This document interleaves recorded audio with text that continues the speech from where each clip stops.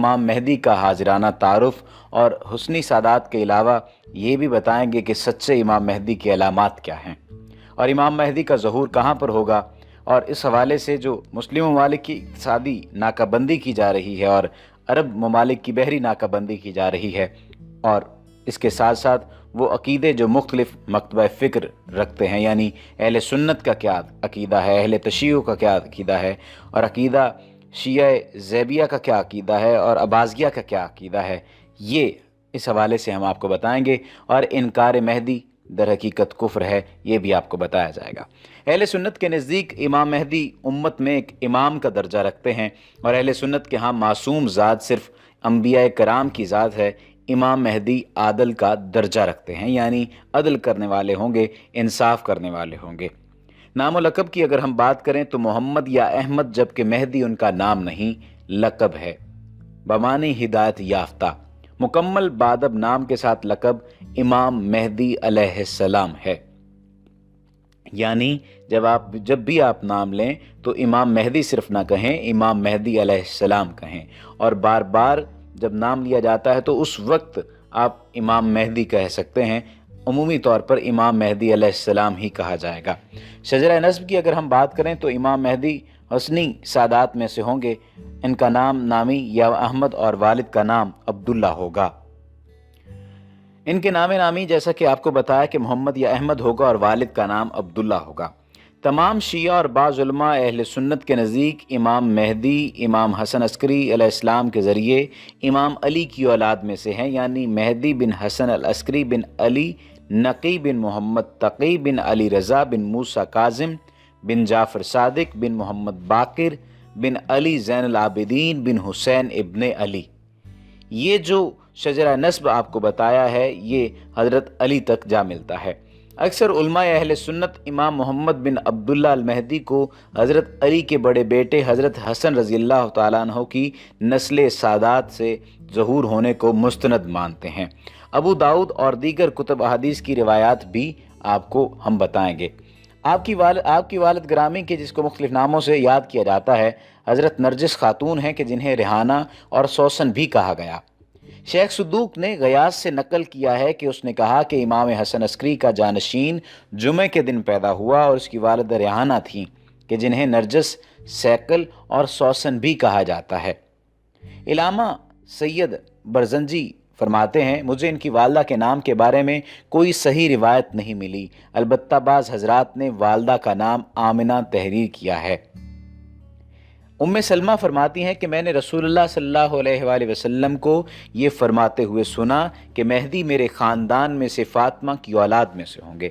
اور ابو اسحاق کہتے ہیں کہ علی نے اپنے صاحبزادے حسن کی طرف دیکھ کر فرمایا میرا بیٹا، جیسا کہ رسول کریم صلی اللہ علیہ وآلہ وسلم نے اس کے بارے میں فرمایا سردار ہے، ان قریب اس کی پشت سے ایک شخص پیدا ہوگا جس کا نام تمہارے نبی کے نام پر ہوگا۔ وہ اخلاق و عادات میں حضور صلی اللہ علیہ وآلہ وسلم کے مشابہ ہوگا، ظاہری شکل و صورت میں آپ صلی اللہ علیہ وآلہ وسلم کے مشابہ نہ ہوگا۔ پھر علی نے زمین کو عدل و انصاف سے بھر دینے کا واقعہ بیان فرمایا۔ مہدی والد کی طرف سے تو حسن کی اولاد سے اور والدہ کی طرف سے حسین کی اولاد میں سے ہوں گے۔ امام مہدی کے اگر حلی و صفات کی حوالے سے بات کریں تو ابو سعید خدری فرماتے ہیں کہ رسول کریم صلی اللہ علیہ وآلہ وسلم نے فرمایا مہدی میری اولاد میں سے ہوں گے، روشن و کشادہ پیشانی اور اونچی ناک والے، وہ روئے زمین کو عدل و انصاف سے بھر دیں گے جس طرح سے وہ ظلم و ستم سے بری ہوئی تھی، وہ 7 برس تک زمین پر برسرے اقتدار رہیں گے۔ یعنی امت کو ان کے دور میں جن امور کی ضرورت ہوگی اور جو چیزیں اس کی کامیابی اور برتری کے لیے ضروری ہوں گی، اور پوری روئے زمین کے مسلمان بے تحاشا قربانیاں دینے کے باوجود محض ان چند چیزوں کے نہ ہونے کی وجہ سے کامیاب نہ ہو رہے ہوں گے، مہدی کو قدرتی طور پر ان کا ادراک ہوگا۔ وہ ان کوتاہیوں کی تلافی اور ان چند مطلوبہ صفات کو بآسانی اپنا کر امت کے لیے مثالی کردار ادا کریں گے۔ چند سالوں میں وہ سب کچھ کر لیں گے جو صدیوں سے مسلمانوں سے بننا پڑ رہا ہوگا۔ وہ پہلے سے پیدا نہیں ہوئے ہیں، عام انسانوں کی طرح پیدا ہوں گے۔ 40 سال کی عمر میں امت مسلمہ ان کو اپنا قائد بنائے گی۔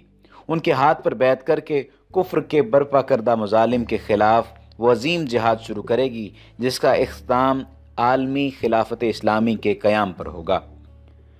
امام مہدی کا اگر حاضرانہ تعارف کروایا جائے تو دعوی مہدیت اور حقیقی مہدویت میں آگ اور پانی کا تضاد ہے۔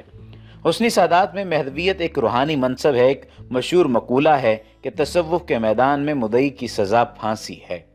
حسنی سادات کو ظہور مہدی کا انعام ملا ہے، اس لیے ہے کہ وہ اپنے جائز دعوے اور حق سے دست بردار ہو گئے۔ اگر سچے امام مہدی کی علامات کے بارے میں بتائیں تو علی ابن طالب سے روایت منقول ہے، رسول اللہ صلی اللہ علیہ وآلہ وسلم نے ارشاد فرمایا، مہدی ہم اہل بیت میں سے ہوں گے، اللہ تعالیٰ ایک ہی رات میں ان کو یہ صلاحیت عطا فرما دے گا۔ اس حدیث کی شرح میں شیخ عبد الغنی دہلوی فرماتے ہیں، یعنی اللہ تعالیٰ ایک ہی رات میں اچانک ان کو امارت اور خلافت کی یہ صلاحیت عطا فرما دے گا۔ علامہ ابن کثیر اس حدیث کی شرح میں فرماتے ہیں کہ اللہ تعالیٰ اپنے خصوصی فضل و توفیق سے سرفراز فرما کر پہلے انہیں الہام کریں گے اور اس مقام سے آشنا کریں گے جس سے وہ پہلے ناواقف تھے۔ آپ جو سننے والے احباب ہیں، یہ بتائیے کہ کیا آپ چاہیں گے کہ آپ امام مہدی علیہ السلام کی زندگی تک زندہ رہیں اور ان کو دیکھیں اور ان کا دیدار کریں اور پھر ان لوگوں میں شامل ہو جائیں جو ان کی حمایت کرنے والوں میں سے ہوں گے؟ کون کون سے ایسے لوگ ہیں جو یہ چاہتے ہیں کہ واقعتاً ان کا دیدار کر سکیں، اور کون کون سے یہ لوگ ہیں جنہیں حضرت امام مہدی علیہ السلام کی ان علامات کے بارے میں پہلے سے علم تھا، اور کون سے ایسے لوگ ہیں جو یہ سمجھتے ہیں کہ واقعتاً یہ حقیقت ہے اور رسول اللہ صلی اللہ علیہ وآلہ وسلم کی جو یہ تمام تر باتیں ہیں ان سے انکار کرنے والا کافر ہے، اگر اس نے انکار کیا تو واقعتاً وہ کفر کا پیروکار بن جائے گا اور کافر جا ٹھہرے گا۔ کیونکہ بعض لوگ جو ہیں وہ امام مہدی کی شخصیت کے ہی منکر ہیں، وہ کہتے ہیں کہ ایسا کچھ نہیں ہونے والا، امام مہدی نہیں آئیں گے۔ لیکن یہاں پر جو روایت منقول ہے علی ابن طالب سے، جس میں رسول اللہ صلی اللہ علیہ وسلم نے ارشاد فرمایا کہ مہدی ہم اہل بیت میں سے ہوں گے، اللہ تعالیٰ ایک ہی رات میں ان کو یہ صلاحیت عطا فرما دے گا۔ مولانا بدر عالم میرٹھی فرماتے ہیں کہ ایک عمیق حقیقت اس سے حل ہو جاتی ہے، اور وہ یہ ہے کہ یہاں پر بعض ضعیف الایمان قلوب میں یہ سوال اٹھ سکتا ہے کہ جب حضرت مہدی ایسی کھلی ہوئی شہرت رکھتے ہیں تو پھر ان کا تعارف عام و خاص میں کیسے مخفی رہ سکتا ہے؟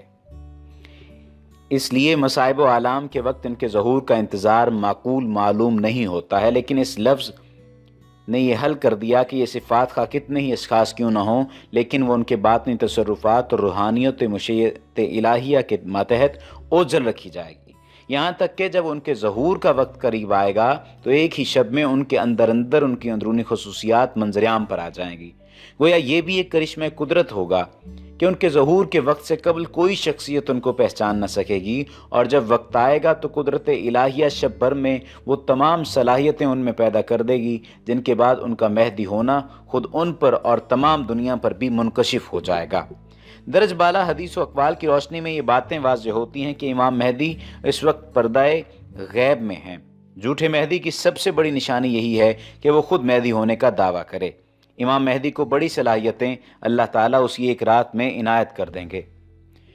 امام مہدی کے ظہور کے حوالے سے اگر بات کی جائے تو امام مہدی کا ظہور ایک ایسے وقت میں ہوگا جب امت کو شدید مشکلات دوچار ہوں گی اور ہر طرف مسلمانوں پر عرصہ حیات تنگ کیا جا چکا ہوگا۔ چنانچہ ان کے ظہور کے وقت کی علامات آپ صلی اللہ علیہ وآلہ وسلم نے بیان کی ہیں۔ جابر بن عبداللہ فرماتے ہیں کہ رسول اللہ صلی اللہ علیہ وآلہ وسلم نے فرمایا، وہ وقت قریب ہے جب عراق والوں کے پاس روپے اور غلہ آنے پر پابندی لگا دی جائے گی۔ ان سے پوچھا گیا کہ یہ پابندی کس کی جانب سے ہوگی؟ تو انہوں نے فرمایا اجمیوں یعنی غیر عرب کی جانب سے۔ پھر کچھ دیر خاموش رہنے کے بعد کہا کہ وہ وقت قریب ہے جب اہل شام پر بھی یہ پابندی لگا دی جائے گی۔ پوچھا گیا کہ یہ رکاوٹ کس کی جانب سے ہوگی؟ فرمایا اہل روم مغرب والوں کی جانب سے۔ پھر فرمایا رسول اللہ صلی اللہ علیہ وآلہ وسلم کا ارشاد ہے کہ میری امت میں ایک خلیفہ ہوگا جو لوگوں کو مال لب بھر بھر کے دے گا اور شمار نہیں کرے گا۔ نیز آپ صلی اللہ علیہ وآلہ وسلم نے فرمایا کہ جس کے قبضے میں میری جان ہے یقیناً اسلام اپنی پہلی حالت کی طرف لوٹے گا جس طرح کہ ابتدا مدینہ سے ہوئی تھی، حتیٰ کہ ایمان صرف मदीना में रह जाएगा। फिर आपने फरमाया कि मदीना से जब भी कोई बेरगबती की बिना पर निकल जाएगा तो अल्लाह ताला उससे बेहतर को वहाँ आबाद कर देगा। कुछ लोग सुनेंगे कि फ़लाँ जगह पर अरज़ानी और बागो ज़रात की फरावानी है तो मदीना छोड़कर वहाँ चले जाएंगे, हालांकि उनके वास्ते मदीना ही बेहतर था कि वो उस बात को जानते नहीं। अबू साले ताबी ने हज़रत अबू हुरैरा से रिवायत किया है कि मिस्र पर भी पाबंदियाँ लगाई जाएंगी, अरब की बहरी नाकाबंदी होगी। हज़रत काब से रिवायत है, उन्होंने फरमाया कि मशरकी समंदर दूर हो जाएगा और उसमें कोई कश्ती भी न चल सकेगी, चुनाचे एक बस्ती वाले दूसरी बस्ती में न जा पाएंगे और ये जंग अज़ीम के वक्त में होगा और जंग अज़ीम हज़रत मेहदी के वक्त में होगी। मशरकी समंदर से यहाँ बहरे अरब मुराद है। दूर होने का मतलब ये है कि इस तक पहुँचना दुश्वार हो जाएगा, जिसकी वजह से वहाँ आमदोरफ्त बंद हो जाएगी। उम्मीद है कि आज की ये वीडियो आपके लिए बहुत सी मालूमात का सबब बनी होगी, और अगर आपने अभी तक हमारे चैनल को सब्सक्राइब नहीं किया तो चैनल को सब्सक्रिप्शन का बटन दबाकर सब्सक्राइब करना मत भूलिए। वमा अलैना इल्लल बलागुल मुबीन।